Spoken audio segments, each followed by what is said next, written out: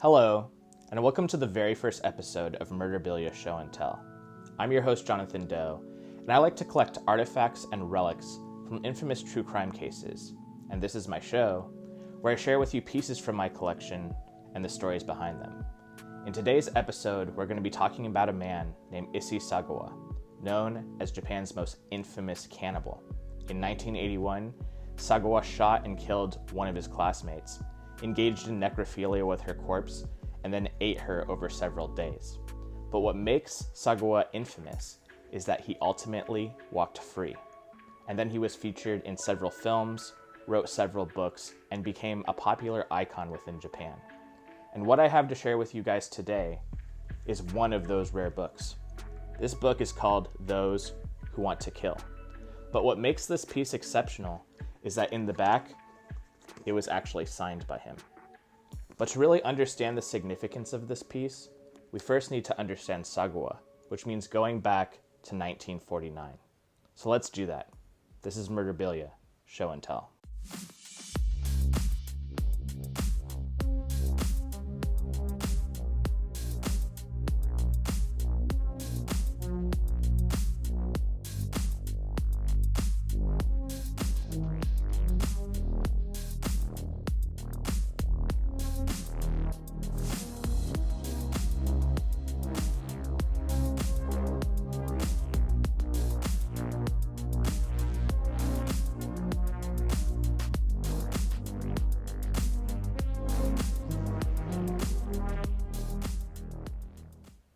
Issei Sagawa was born on April 26, 1949 in Japan to fairly wealthy parents, but he was a premature birth and was very medically fragile, which remained consistent throughout the entirety of his life.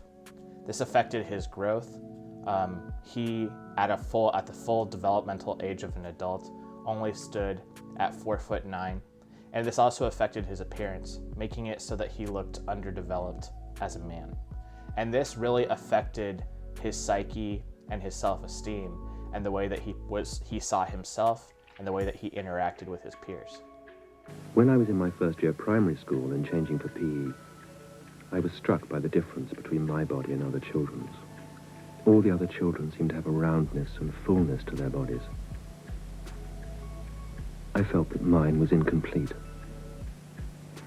That was the first time I thought of myself like that. Over the years, this feeling of incompleteness grew. It became a strong yearning, an overwhelming desire to have what I lacked. Sagawa has expressed that his earliest memories of cannibalism begin in the first grade, when he saw a student's thigh and thought about eating it. He also engaged in a lot of other abnormal behaviors, such as engaging in bestiality with the family dog. And these abnormal desires just became more prominent and harder to control the older that he got. Ultimately leading up to an event when he was 24, when he followed a German woman home back to her apartment and tried to knock her out while she was sleeping with the intention of eating part of her buttocks. Fortunately, the woman awoke and called the police, and Sagawa was charged with attempted rape. But being from wealthy parents, his father was able to pay a settlement with the victim, and all charges were dropped. During the university summer holidays, a friend of mine invited me to stay in his house for a week. There was a young American woman staying there too, the first I'd seen, the first I got close to. And I got on well with her, and we started talking. And as I talked to her, I felt something opening up inside me. We all went down to the beach. I saw her whole body in a bikini. We went into the water and I dived underneath her and swam through her legs. I wanted to bite into her thigh like a shark. At night, I was sleeping in a room opposite hers. Because of the heat, the window had to be open. I could have gone out into the garden, sneaked into her room. I could have knocked her out and bitten her buttocks. This picture came into my eyes so vividly, I almost went to do it. This terrible gap between fantasy and reality. But I was in my friend's house. Soon my family joined us. The last night there we had a meat dish, She's looking into the kitchen and asking, where's the meat? There it was, a large plateful. And the picture of a large, fat body stripped and put on the plate and presented on the table came into my mind. How delicious it would have been if all of us could have eaten her. Aside from this abnormal behavior, Sagawa was actually a really good student, and in 1977 moved to Paris to pursue a PhD in literature.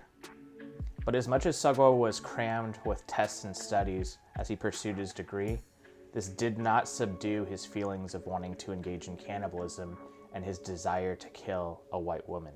And at some point during his studies, Sagawa purchased a gun, and in later interviews admitted that nearly every night he would bring a prostitute home with the intentions of shooting her and eating her, but would always get cold feet.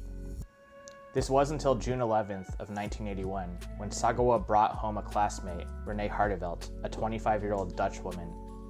Sagawa was able to persuade Hartevelt to come back to his apartment, under the lie that he had a student assignment that required her to translate some poetry for him.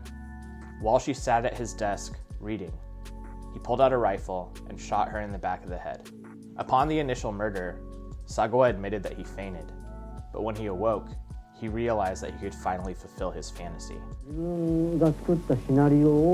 I was about to act according to a scenario I'd written myself.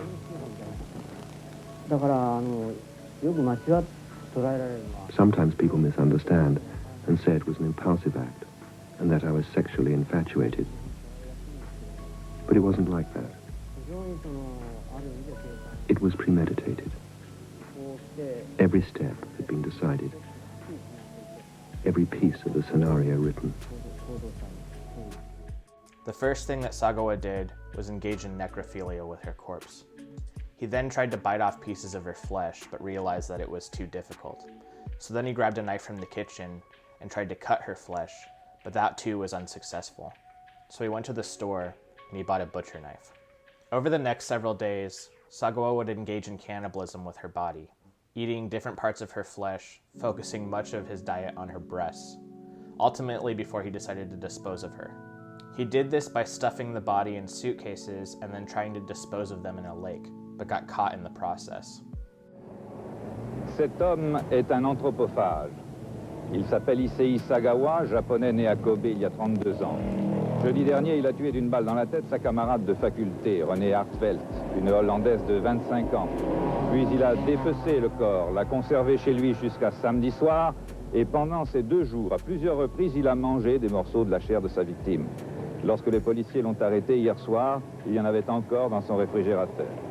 Sagawa avait connu Renée Hartevelt au centre de Sancier où il étudiait la littérature comparée. Elle le considérait comme un bon camarade, mais lui était amoureux et la poursuivait de ses avances.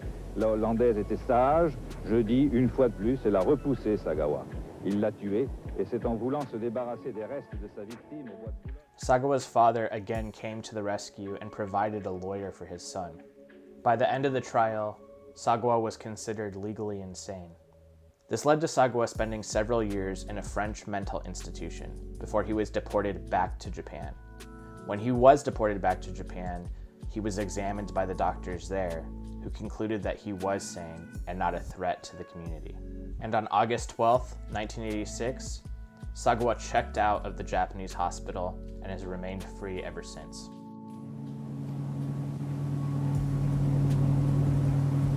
On June the 11th, 1981, Issei Sagawa committed one of the most notorious individual crimes of the last 20 years. Unlike most of his kind, society did not exact its revenge. Sagawa was not locked up until, old and grey, he'd emerge into a world where he and his crime had been long forgotten. Due to an extraordinary legal loophole, Sagawa was freed 3 years after the crime. Since committing his crime, Sagawa has written a series of books. In them, he sought to explain, though many would say exploit, the nature of his act. Obsessed by his criminality, these books provide an insight into a world where fantasy leads to obsession, and obsession to compulsion. But faced with a man, one's also faced with one's own incomprehension. After all, once you know what he's done, it's difficult not to recoil. How is it possible for this man to engage in a sequence of logical, sane actions towards an illogical and insane purpose? How could he have led such an outwardly sane life, yet have been mad in his soul? I use a deliberately religious phrase because the shadow of hell has passed through this man's life. Pity the victim. Pity the criminal? Well, maybe, but Sagawa's attempt to explore his actions has led to another extraordinary phenomenon, the cult of the criminal turned celebrity. Upon his release, Sagawa garnered a significant amount of attention and became somewhat of an infamous celebrity within Japan, being brought on to different television programs to be interviewed, being guests on different game shows, writing a slew of different books, and being featured in a whole series of different kinds of films, anywhere from pinku exploitation films to comedies to even pornography. But that's what leads us to this book and the significance of this book. Now, at this stage in his life, Sagawa is bedridden. He is sick, he is medically fragile, and he's under the care of his brother. And so it seems that Sagawa's time in the spotlight has finally come to an end, which makes pieces like this now relics of his past. Books by Sagawa are now difficult to get your hands on. They're hard to obtain, and they're becoming more and more obscure. And finding one that is signed by him is exceptionally difficult, which is what makes this piece so significant. I hope that you found this interesting, and if you want to know more about Sagawa, I have a video over on my other channel, Cinema's Underbelly, where me and Taylor from Cult Collectibles go through his filmography and talk about the different films that he was featured in. But I hope you enjoyed this first interaction together, and until next time, this is Murderabilia Show and Tell.